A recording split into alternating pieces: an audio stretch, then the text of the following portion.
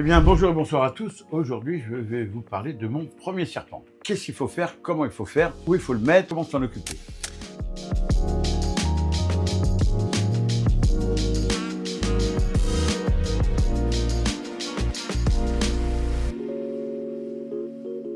Si un jour vous avez le premier serpent, qu'est-ce qu'il faut faire, comment il faut faire, où il faut le mettre, comment s'en occuper. On va essayer de montrer un petit peu comment on peut faire avec le premier serpent. Et le premier serpent qu'on peut avoir, en général, ce sont surtout les Elaphes gutata, qu'on appelle maintenant Pantherophis guttatus, qu'on appelle serpent des blés aussi, en voilà un par exemple. Bon, ils ont plusieurs noms, évidemment. Alors, c'est une petite couleuvre américaine, Voilà, celle-là, elle est presque naturelle, elle est un peu orangée parce qu'il y a beaucoup de phases, on va vous expliquer tout ça. Elle est jolie comme tout, c'est une jeune encore.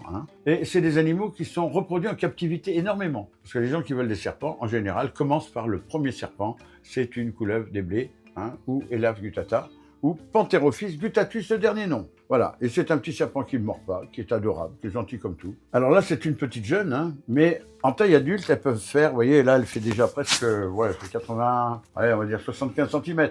Mais elle peut aller à 1,50 m. Et voilà, c'est une petite couleuvre vraiment inoffensive. Aux États-Unis, on l'appelle corn snake. Snake, ça veut dire serpent, mais corn, ça veut dire quoi? C'est, regardez, popcorn, ce sont les maïs.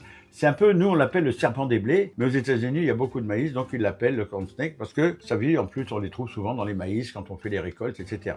Et c'est une petite couleuvre vraiment inoffensive. Donc c'est un petit serpent qui n'a pas de venin, et les Américains, nous on avait des poissons rouges, alors eux déjà ils avaient les premiers serpents dans leur petit terrarium.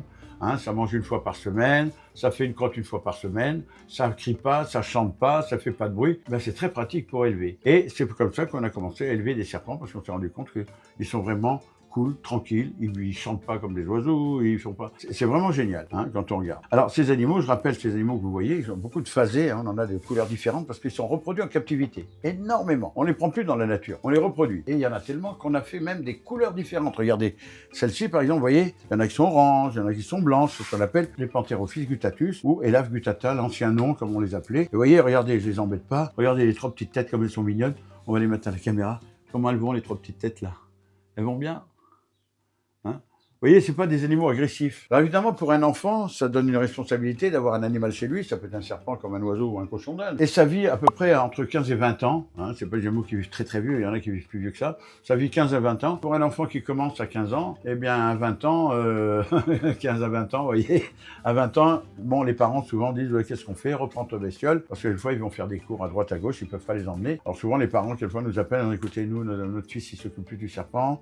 Nous, on sait pas trop comment faire, on a un peu peur. Nous, on voudrait s'en débarrasser, ça arrive. Alors, évidemment, il y a toujours des gens pour les récupérer et s'en occuper, mais de bien s'en occuper, parce que des fois, on ne sait pas trop. Et surtout, quand on a ces animaux, ne pas les relâcher dans la nature, parce que dans la nature, c'est des espèces qui pourraient s'adapter en France. Alors, on a assez de nouvelles espèces, entre le ragondin, entre bien des choses, et d'autres animaux qui s'adaptent en France, mais évitez que ça rentre en France et que ça reste là. Donc ne les relâchez pas, trouvez toujours quelqu'un qui peut les récupérer. Il y aura toujours quelqu'un pour les récupérer. Sinon, vous voyez les magasins professionnels qui peuvent peut-être éventuellement les récupérer. Sinon, vous contactez la DDPP ou l'OFB, puisque vous voulez plus de votre serpent, qui eux peuvent replacer ce genre d'animaux quand on ne sait pas quoi en faire. Il y a un organisme qui s'en occupe. Donc renseignez-vous auprès de votre mairie, eux doivent savoir. Si vous voulez plus cet animal, c'est dommage. Mais enfin, c'est vraiment le serpent du débutant, comme on dit, de celui qui veut commencer avec un serpent. D'ailleurs, on va en parler. Vous voulez acheter un serpent, vous voulez un serpent chez vous.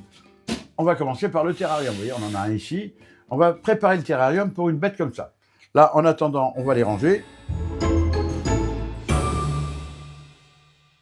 Donc, on va s'occuper de son terrarium. Alors, en attendant, je sais pas où on va la mettre. Écoutez, on va la mettre là. Elle sera bien au chaud, elle sera contente. Allez, hop, va dormir. Voilà, c'est fini. Elle va être dans ma chemise, elle va être tranquille avec moi. Elle est au chaud, se compte sur moi. Elle n'a pas peur de moi, elle est tranquille. Et là, on peut s'occuper. Alors, vous voyez, on va prendre un exemple de terrarium. Il y en a des grands, des petits. Faut pas oublier qu'un reptile n'a pas besoin de 2 km pour se déplacer. Un reptile, je rappelle, qui se déplace, c'est un reptile un serpent qui veut manger, ou qui a été dérangé, ou qui se sauve, ou pendant les périodes d'accouplement où le mâle va essayer de trouver des femelles. Mais un serpent, en général, il reste dans un trou, il bouge pas beaucoup. Là, on va prendre un petit terrarium. Bon, comme ça, il faut un plus grand terrarium. Mais là, on va prendre un petit et on va le décorer. Ça vous donnera un exemple de comment on peut le décorer avec des trucs simples. Alors, vous avez plusieurs systèmes. Vous voyez, ça s'ouvre par au-dessus, ceux-là, par exemple. On a toutes sortes de terrariums. Et qu'est-ce qu'on va mettre? Et on a les portes devant quand on veut ouvrir. Vous voyez, il y a les petites portes qui s'ouvrent, comme ceci. Voilà. Les portes qui s'ouvrent et on a même une plaque derrière qui est grillagée. Alors attention avec la température, quand il y a du grillage, il faut savoir le couvrir ou pas le couvrir en hiver ou en été. En été, on peut laisser ouvert. En hiver, il faut voir si on ne met pas un petit plastique dessus pour que la température reste là. Parce que la chaleur monte toujours. Donc il va faire froid en bas et monter en haut. Alors déjà, si on veut préparer un terrarium comme ceci, on va un petit peu le montrer. Hein, c'est tout simple. Vous avez deux systèmes. On va prendre peut-être du sopalin. Alors, on prend du sopalin et on installe en bas, au fond du sopalin. Alors ça, c'est une des techniques. Vous voyez, on peut mettre un petit peu de sopalin. Quand il y a une crotte, on l'enlève, on le change. Alors, il y a la technique du sopalin. Et il y a une autre technique aussi, c'est de mettre un substrat, un petit décor. Alors celui-là, on va le décorer un petit peu. Hein. Alors, par exemple, on va prendre ce qu'on appelle de la tourbe blonde. Pourquoi la tourbe blonde? Parce qu'il n'y a pas d'acariens, beaucoup moins. Il n'y a pas de parasites là-dedans.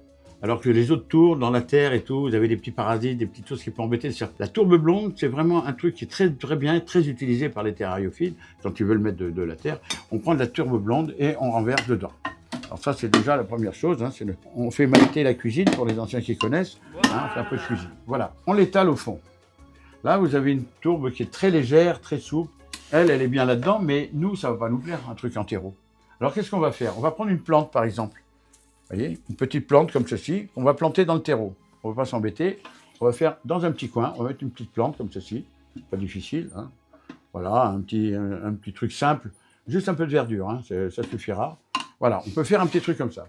Alors, on va prendre une gamelle d'eau. On peut prendre un petit truc comme ça. On peut mettre de l'eau de temps en temps qu'on va mettre à l'intérieur. Maintenant, si on veut se baigner, vous pouvez la sortir et la mettre dans une boîte avec un peu d'eau pendant 2-3 jours, qui va lui permettre quand elle fait une mue, de se réhydrater. Et en même temps, les petits parasites qui se baladent, ils vont se noyer. Alors nous, on va mettre une petite gamelle comme ça, juste devant, hein, devant le décor, par exemple. Voilà, toc.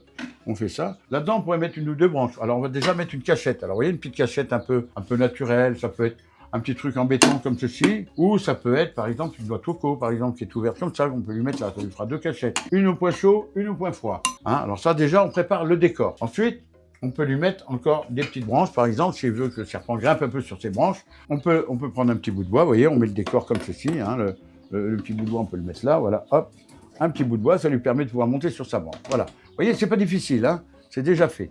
Bon, pour nous, c'est quand même agréable à l'œil, parce qu'il y a de la verdure, il y a un décor. Pour le serpent, il s'en fiche. Parce que s'il y a trop de décors, le serpent, il surveille s'il n'y a pas un prédateur qui va le manger. Parce que je rappelle, dans la nature, comme je dis toujours sur mes vidéos, manger ou être mangé, c'est la loi de la nature. Il ne faut pas l'oublier. Donc, les animaux se méfient un petit peu, parce qu'ils peuvent aussi servir de nourriture aux autres. Alors là, on lui met un petit bout de bois, ça lui permet de pouvoir monter. Vous voyez, on va prendre une petite plaque chauffante. Il y en a des plus petites, hein, pour un terrarium comme ça, c'est un peu grand. Et on va le mettre dessous, pas dans le terrarium, hein, on va le mettre à l'extérieur du terrarium, dessous, comme ceci. C'est fait pour. Voilà. Alors, on va le mettre au niveau du point chaud. Donc, on met une gamelle ici au point chaud et on met une autre petite cachette de l'autre côté au point frais.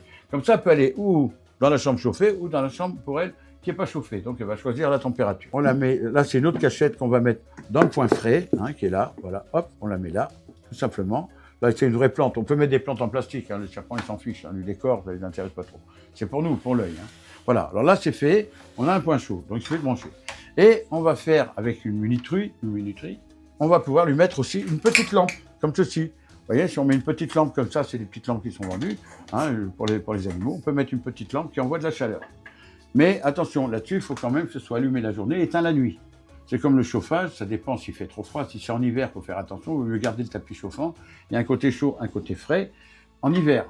En été, bon, il fait toujours chaud. Bon, on n'a pas besoin de tout ça. Maintenant, une petite lumière qui est branchée, ça fait toujours un peu de lumière. C'est sympa comme tout. Alors, on peut la mettre un peu plus haut, comme on peut la mettre là, voilà, par exemple, tout simplement, et on la branche. Alors, on a ce genre de thermomètre aussi qu'on peut trouver dans les magasins, hein, spécial pour les animaux. Vous voyez, c'est un petit thermomètre qui nous permet d'avoir la température. La température, il y a un petit autocollant. Vous pouvez mettre à l'intérieur du terrarium, comme ceci, on l'enlève. Et on va le mettre dans un petit coin ici, par exemple. Vous voyez, voilà. On peut le mettre là dans le fond. Ça nous permet de voir toujours la température qu'il fait dans le terrarium. On voit que ça ne monte pas trop. Alors, pour la plupart des serpents, hein, il faut compter que la température du coin chaud peut monter à 30 degrés. Mais il y a des serpents qui n'ont pas besoin d'autant. Hein. Ça peut descendre à 28, 29. Mais après, le point froid, qui peut être à 24, 25 degrés la nuit. On peut descendre un peu en température. Donc, un point chaud, un point froid. Maintenant, on peut mettre deux thermomètres. Un au côté où il fait chaud et un où il fait froid. Ça permet de pouvoir voir la température qu'il fait. Mais le serpent lui-même ira décider s'il se met là ou là ou là par rapport à la température, entre autres. Voilà un petit peu. Donc, on a mis le thermomètre, on a mis ça. Voilà, là, on a ce qu'il faut. On peut même mettre un hygromètre, hein, pour voir la température, l'hygrométrie, hein, la température, l'humidité. Mais là, Pour eux, il n'y a pas trop besoin. Voilà. Alors, une fois qu'on a mis l'eau, qu'on a mis sa petite cachette, on va prendre le serpent que j'ai mis dans ma chemise. Il est par là. Hop, viens ici, mon grand. Voilà, vous voyez, elle m'a pas mordu. La voilà. Allez, viens là. Viens. Voilà. Elle était contente parce qu'elle était contre moi, donc elle était tout au chaud. Et là, on peut la mettre dans son petit terrarium. Donc ça, c'est un peu petit. On peut prendre plus grand pour elle. Mais attention, elle n'a pas besoin. Du moment que cet animal se sent en sécurité dans un coin et qu'il n'y a pas de prédateur pour lui, ça bouge pas. Le serpent, ça vit dans un trou. Je rappelle, ça, c'est rare. Vous n'en voyez pas beaucoup dans la nature. Ils sont cachés dans des trous. Et dès qu'il y a un bruit, hop, ils rentrent vite dans le trou. Puis ils sortent de temps en temps. Mais quand ils sortent pour se balader, c'est pour se nourrir. Ou pour prendre du soleil, parce qu'il est un peu plus loin, ils vont un peu plus loin. Mais ils sont en danger. Il y a des oiseaux, il y a des humains, il y a plein de trucs qui peuvent les tuer. Pas l'oublier. Donc ils se cachent très vite, les serpents. Ils le savent. Ça fait plus de 2000 ans, 3000 ans qu'on les tue les uns derrière les autres quand on les trouve. Vous voyez, regardez là, elle part toute seule dans son terrarium. Elle est en train de visiter son nouveau terrain. Regardez, tranquille. Bon, c'est un peu petit pour elle, il faut plus grand, mais là, ça va. Donc, vous fermez et vous avez votre bête dans son petit terrarium. Maintenant, si vous vous rendez compte qu'elle a les yeux qui deviennent un peu opaques. Alors souvent, il arrive que les gens disent « Oh là là, mon serpent, pour la première fois, il est malade, il y a trop d'UV, il n'est pas bien, il a les yeux qui deviennent opaques, c'est pas bien. » Non, quand les yeux deviennent opaques, c'est qu'il va faire ce qu'on appelle sa mue. Il va changer de peau, tout simplement. Et quand le serpent a fait sa mue, alors il va avoir les yeux un peu opaques pendant 1, 2, 3, 4, 5 jours, à peu près. Bon, peut-être moins, ça dépend de la température. Et à un moment, il va faire sa mue, il va frotter sa tête. On voit comment ils font, ils frottent leur tête, et ils commencent à décoller, et il enlève toute la mue. Toute la mue, c'est tout ça, tout ceci qui est en train de partir. Voilà. Et il faut bien regarder dans la mue, quand on regarde la tête de la mue, voir s'il y a bien dans la mue les yeux et les oreilles. Regardez, on va regarder de près. Il y a bien dans la mue les yeux. Les yeux, parce que l'œil, il n'est pas comme nous chez le serpent. Vous savez, c'est pas une paupière, il ne ferme pas les yeux, le serpent. Et la mue, il y a une lunette, on appelle ça une lunette, qui couvre l'œil. Et quand ils changent de peau, la lunette est toute neuve aussi, elle se change. C'est pour ça, souvent, quand ils se frottent et qu'ils rayent un peu leurs yeux, qu'ils ne voient pas trop bien, ça les dérange, ils vont déclencher une mue pour avoir une nouvelle peau toute neuve et pouvoir voir à travers. Alors là, on voit par exemple sur cette mue, on voit bien, vous voyez, regardez la tête de cette mue, c'est sa mue à elle, regardez bien comment elle est. Vous voyez, on voit bien, les yeux sont très clairs, vous voyez, on arrive à voir, vous voyez, les yeux sont très très clairs, et on voit la mue du serpent qui s'est détachée et qui s'est retourné entièrement et qui a fait une très belle mue, elle est entière. Si votre serpent, il a une mue, par exemple, parce qu'il n'a pas eu assez d'eau, ou trop froid, ou ça ne va pas, il fait une mue qui se détache en petits morceaux, ou vous l'avez tripoté, parce que quand un serpent fait sa mue, dès qu'il a des opaques, il ne faut plus y toucher. Parce que c'est comme si vous arrachiez la peau. Ça, c'est très important. Une fois qu'il commence à être opaque, pendant 3 jours, il ne faut plus y toucher, il faut le laisser tranquille. Et quand il aura enlevé sa mue, vous attendez 2 jours, une fois que la peau se remet, parce que la peau sera encore un peu sensible, et là, vous pourrez le remanipuler un petit peu. Mais ne pas le toucher quand il fait sa mue. 3 jours avant, il ne faut pas y toucher. Et 2 jours après, il ne faut pas y toucher non plus. Et après, au bout de 2 jours, il faut y toucher, il n'y a pas de problème. Voilà, ça évite de stresser et qu'il ait peur de la main, parce que si la main lui fait du mal, il aura peur de la main. Si la main lui fait du bien, il n'aura pas peur de la main, ce qui est normal. Donc là, on voit bien la tête, elle a fait une mue qui est parfaite, il n'y a rien à dire. La mue est propre, elle est clean. Sinon, vous le mettez dans l'eau. Si par exemple, il fait une mauvaise mue, il y a des petits morceaux qui partent à droite, à gauche, vous le mettez dans une gamelle d'eau, il faut qu'il puisse respirer, évidemment, pas trop. Vous mettez un fond d'eau, vous le laissez 2-3 jours dedans. Et c'est lui-même qui, dans l'eau, va l'aider à enlever sa mue. Voilà la technique. Après, vous pouvez l'éplucher doucement, mais il ne faut pas se tromper, il ne faut pas le faire n'importe quand. Il y a bien un moment, quand on veut enlever la mue, il ne faut pas le faire n'importe quand, sinon vous lui enlevez la peau, quoi. Ça le brûle, c'est pas bon. Il faut bien savoir ça. Alors surtout, il y a un temps d'acclimatation quand vous achetez votre serpent. Il faut laisser 3-4 jours, une semaine, une bonne semaine, tranquille. Parce qu'il va faire le tour de son décor. Vous voyez, là, ce qu'il est en train de faire, là. Vous voyez, regardez, avec sa langue, elle se déplace. Regardez, on voit bien avec sa langue qu'elle se déplace. Regardez, elle est en train de voir son environnement. Elle va marquer son territoire. Elle va voir si tout est tranquille, s'il n'y a pas de danger, s'il n'y a pas ceci ou cela. Donc, avec sa langue, elle va faire tout le tour. Donc, vous la laissez 2-3 jours, une bonne semaine, vous la laissez tranquille toute seule, vous ne lui donnez pas à manger, rien du tout. Et après, vous pouvez commencer à donner à manger une petite souris. Vous posez sur un endroit, on pose toujours dans un endroit, où on lui donne avec une pince, comme on veut, et le soir de préférence. Pourquoi le soir? Parce que les animaux, le soir, sont souvent nocturnes, et le soir, il y a l'humidité qui arrive. Et quand l'humidité arrive, qu'est-ce qui se passe? Les insectes sont un peu mouillés, donc ils ne volent pas bien. Donc tout le monde sort, les crapauds, les serpents, tout le monde sort, parce que si les crapauds sortent pour manger des insectes qui ne volent pas bien, c'est plus facile de les attraper. Vous avez derrière les serpents qui mangent des crapauds ou les souris, etc. C'est un peu comme ça, c'est un peu ce qui se passe le soir. Donc souvent, ces animaux sont un peu crépusculaires. Ceux-là vivent la journée, il y en a qui sont vivent que la nuit, mais le soir, en général, tout le monde est un peu au taquet pour manger. Alors pour nourrir ces serpents-là, on peut leur donner tous les 15 jours, mais bon, c'est beaucoup quand même. On va dire 2 fois par mois, 15 jours, une petite souris. Et plus la souris sera grosse, plus le serpent va grandir. Si la souris reste petite, il mangera et il ne cherchera pas à grandir. Tous les 15 jours, vous pouvez lui donner une petite souris à manger tranquillement, mais pas trop. C'est pas la peine de lui donner tous les jours. Parce que là, si elle mange comme ça, moi j'ai eu des serpents qui avaient carrément des corps adipeux, de la graisse autour de la peau. Ils sont tous morts d'ailleurs. On nous a apporté des animaux comme ça parce qu'ils leur donnaient tous les jours. Et ils sont tellement goinfres qu'ils mangent tous les jours. Seulement, ils sont malades. À un moment, ils sont malades, ils sont pas bien. Donc, sincèrement, ça ne mange pas beaucoup. Donc, une fois tous les 15 jours, vous lui donnez une petite souris, ça lui suffit largement. Si vous prenez une souris, vous voulez la décongeler, les congeler au congélateur, c'est très bien. Vous la mettez la veille dehors et vous la laissez à température ambiante, dans une boîte fermée, mais elle va reprendre sa température à peu près ambiante.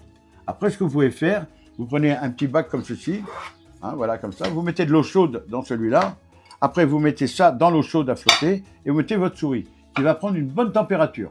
Et quand la souris sera à peu près à 28-29 degrés, vous la prenez avec une pince, vous donnez au serpent, il va sentir la chaleur, il va l'attraper tout de suite. Il n'y a pas de problème. Si vous lui donnez congelé, vous allez le faire mourir. Il ne faut pas lui donner congelé. De toute façon, elle ne mangera pas.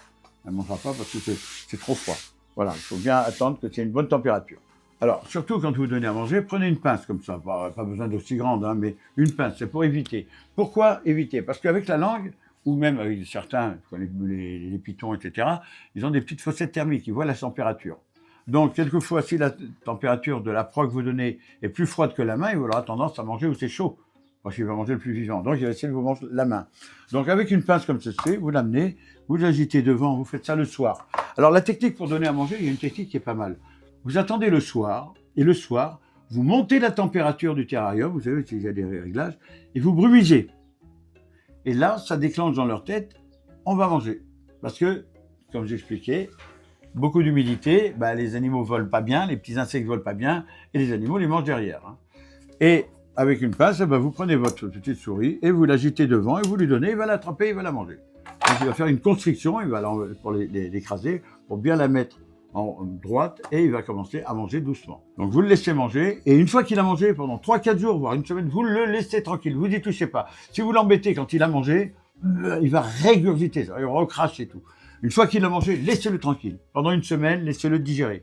Si vous l'avez trop manipulé, qu'il régurgite, il n'aura peut-être plus envie de manger après. Parce que toutes les acides vont revenir, ça peut être mortel, ça va pas le faire mourir tout de suite, mais il va mourir de stress. Donc surtout, il faut le laisser. Une fois qu'il a mangé, vous le laissez tranquille. Vous le laissez digérer tranquillement. Il ira se mettre dans son point chaud pour digérer. Et une fois qu'il aura digéré et fait sa crotte, il ira se mettre dans son point froid. Voilà un petit peu comment ça s'organise. Mais vous le laissez tranquille. Donc vous attendez une semaine, vous êtes tranquille. Il a mangé, vous attendez une semaine. Alors surtout, de bien fermer. Parce que, attention, ces animaux-là sont les champions de l'évasion. Si vous laissez une petite ouverture, vous voyez, par exemple, le terrarium n'est pas bien fermé, il va arriver à pousser et à sortir. Et s'il sort et qu'il part, problème, lui, il risque de mourir déjà, et puis vous, si vous ne le trouvez pas, vous n'êtes pas bien. Donc, si un serpent s'échappe chez vous, regardez souvent derrière le frigo. Vous savez, vous avez une boule noire dans le frigo. Et c'est chaud. C'est le chaud qui va donner du froid. Et souvent, le serpent va rechercher un coin noir, sombre et chaud, s'il s'échappe. Ça peut arriver, moi, on m'a appelé souvent, qu'est-ce qu'il faut que je fasse? Il faut bien fermer la maison, évidemment, pour éviter qu'il aille dehors. Et à ce moment-là, vous cherchez. Mais souvent, on ne les retrouve pas. Ils se mettent dans des coins, on ne les retrouve pas. C'est des champions du camouflage. Et un jour, vous le voyez se balader. Ça peut arriver, c'est rare, mais il faut éviter, quoi. C'est toujours embêtant. On stresse, on dort plus, on est embêté, on ne sait pas où est sa bête et tout. Pas oublier de bien refermer les terrariums. Ça, c'est important. Bien fermer, cliquer pour être sûr qu'il ne s'échappe pas. Et une fois qu'il est dedans, il est tranquille. Vous voyez, on vient de le poser. Qu'est-ce qu'il fait? Il s'est roulé, il nous regarde, il est tranquille. C'est pas son terrarium, mais pourtant il est habitué. C'est des couleuvres. Ce serpent des blés, Pantherophilus guttatus, ces serpents des blés, vous voyez, ils sont assez cool, ils sont assez tranquilles. On peut les manipuler, ils nous embêtent pas, ils disent rien, ils sont tranquilles, ils mordent pas. Vous voyez, je peux réouvrir. Mais par contre, dès qu'ils peuvent s'échapper, ils le font. Ils vont se balader pour chercher un autre coin. Donc le serpent du débutant, écoutez, c'est très bien. C'est ce qu'on appelle la Pantherophilus guttatus, c'est le serpent. Si vous voulez un jour avoir un serpent et commencer. Commencez par ces animaux, ils sont assez robustes, ils ne sont pas fatigués, ils ne stressent pas facilement et ils ne mordent jamais. S'ils vous mordent, mettez un gant, mais c'est rare quand ça mord. C'est que vous avez fait quelque chose parce qu'elle a peur de votre main. Si vous êtes brutal avec l'animal, ou vous le faites tomber, ou vous lui faites du mal en le prenant, il vous mordra un moment parce qu'il a peur de votre main. Mais si vous faites toujours doucement avec ces animaux, votre main pour eux, c'est plus un danger, il ne vous mordra jamais. Voilà, il faut bien comprendre ça. L'attitude est importante. Voilà, alors n'hésitez pas, si vous avez des questions sur ces animaux, et n'oubliez pas qu'on est l'association Infaune, information sur la faune, c'est pour ça qu'on vous fait ça. Et pensez que nous, on vit aussi de dons, etc., comme on peut, parce qu'on ne fait plus d'exposition maintenant. Alors qu'avant, on en faisait, on était complètement autonome, et plus maintenant. Donc, si vous voulez continuer à voir des vidéos sur différents trucs, n'hésitez pas à nous aider, à aider l'association. Hein. Nous, ça va, on a notre vie, hein, on a des métiers tous, hein. Mais c'est notre passion, c'est pour ça qu'on partage avec vous. Nous, on met la main à la poche souvent, mais si vous pouvez nous aider, vous pouvez le faire, ce sera avec plaisir. En tout cas, merci de m'avoir écouté, à bientôt pour une prochaine vidéo. Au revoir.